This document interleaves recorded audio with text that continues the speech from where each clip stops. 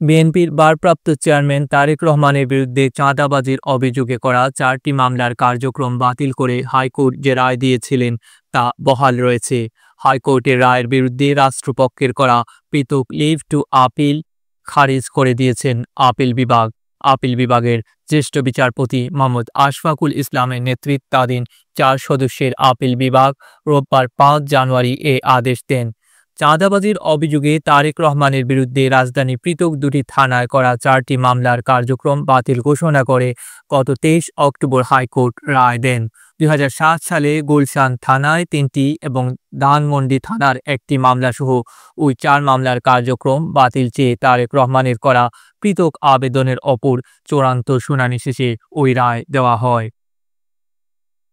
হাইকোর্টের ওই রায়ের বিরুদ্ধে রাষ্ট্রপক্ষ গত ডিসেম্বরে পৃথক লিভ টু আপিল করে। পৃথক লিভ টু আপিল গত 9 ডিসেম্বর আপিল বিভাগের চেম্বার আদালতে ওঠে। সেদিন আদালত লিভ টু আপিল বিভাগের নিয়মিত বেঞ্চে শুনানির জন্য নির্ধারণ করেন। এর ধারাবাহিকতায় রোববার শুনানি অনুষ্ঠিত হয়। আদালতে রাষ্ট্রপক্ষে শুনানি করেন অতিরিক্ত অ্যাটর্নি জেনারেল অনিক আর হক।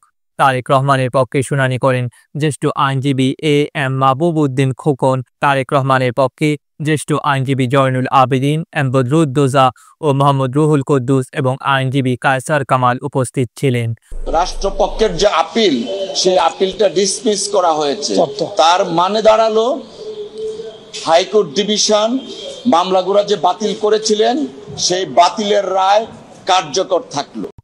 আইনজীবীদের দেওয়া তথ্য অনুসারে রেজা কনস্ট্রাকশনের ব্যবস্থাপনা পরিচালক আফতাব উদ্দিন 2007 সালের 27 মার্চ তারেক রহমানের ঘনিষ্ঠ বন্ধু গিয়াস উদ্দিন আল মামুন সহ অন্যদের বিরুদ্ধে চাঁদাবাজির অভিযোগে গুলশান থানায় একটি মামলা করেন।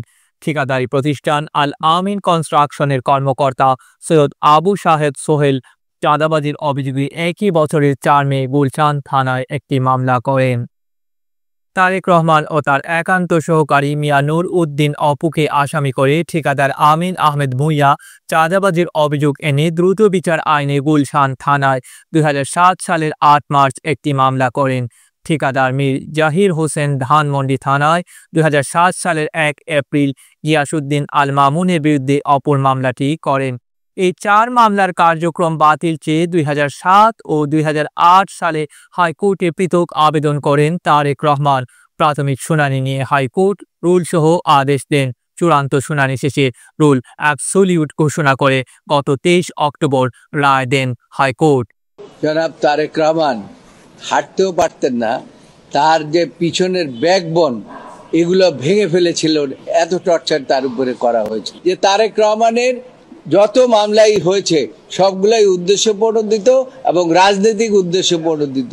সেই কারণে তিনি খালাস পেতে পারেন এবং আদালত আজকে 4টি মামলায় ডিসমিস করে দিয়েছে।